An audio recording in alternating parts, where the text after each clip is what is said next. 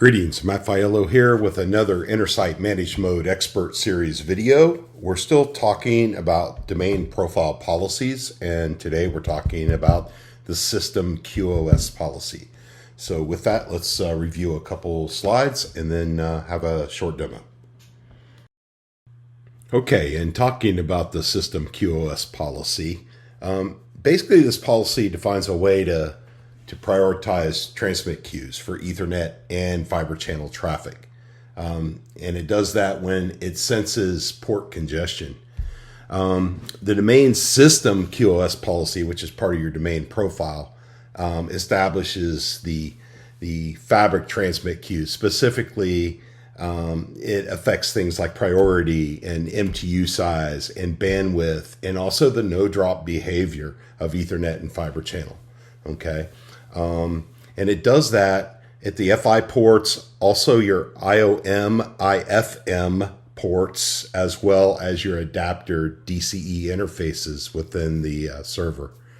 There's 8 class of service queues. 2 of them are internal, so you can't affect those. But of those 6 available classes, 2 can be no drop, and the remaining 4 can be dropped.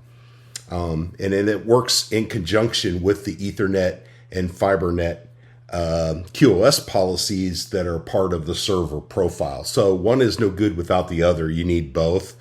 And then that server QoS policy gets attached on a per VNIC or per HBA, VHBA basis.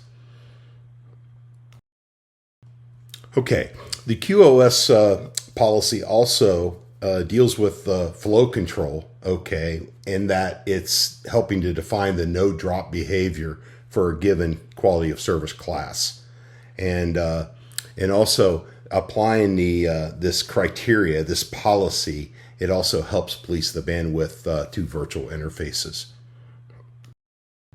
Now, as stated, this System QoS policy gets directly attached to the domain profile, and it is in fact a required policy. Okay, you have to have it. Now, you can use the defaults all day long, and probably most customers do that, but you do have to have this policy.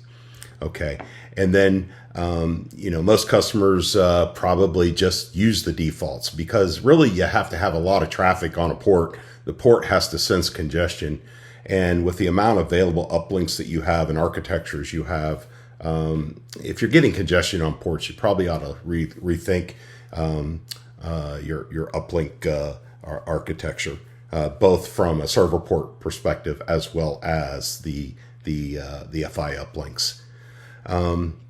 Again, only enforced if there's congestion. Otherwise, it's a free-for-all for bandwidth. We're not trying to limit, unless you rate limit something, which you can do with the server QoS policies. It is in fact mandatory again. So make sure while it's mandatory on the fabric side of the house, okay, for the System QoS policy, it is optional to use as part of your server profile. Now, when you create a System QoS policy and you attach it to your domain profile and subsequently deploy it to your fabric, a good way to verify is to secure shell into the fabric interconnect, connect to the NXOS menu, and then do a show policy map system. In this example here, you can see that I have my best effort showing up here at the top. My best effort for Ethernet MTU is 1500, which is default, and also for my fiber channel, the default 2240.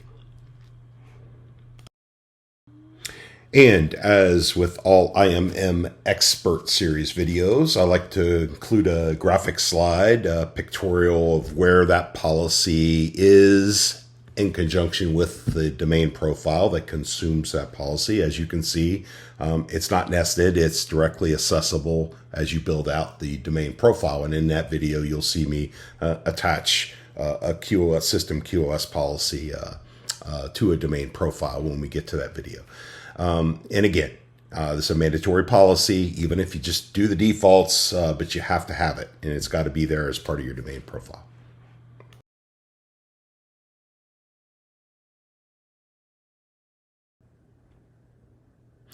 Okay, so on with the demonstration. We are in Intersight and we're in infrastructure service, policies. We're going to create a policy.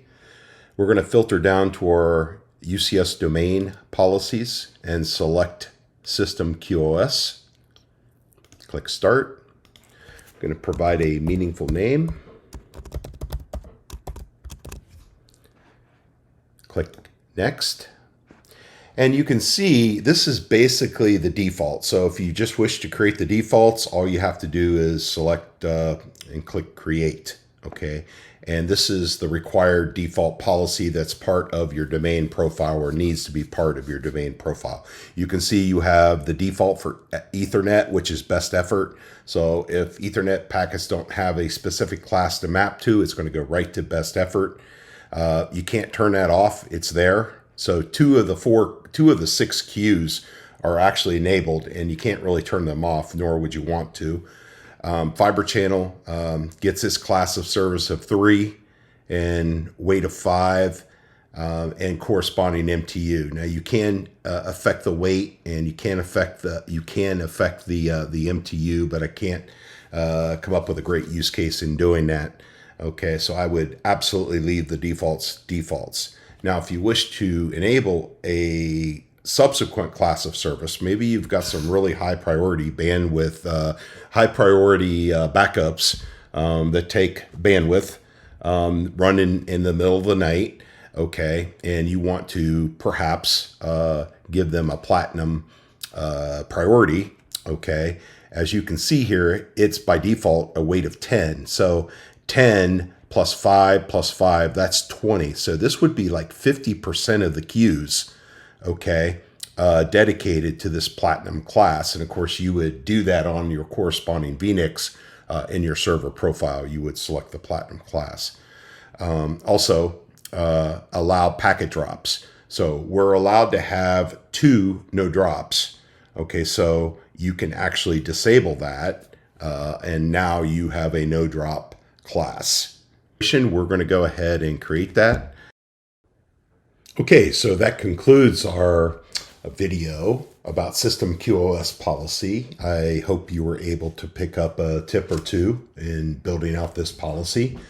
And hey, stay tuned for additional Intersight Managed Mode Expert Series videos. And thank you.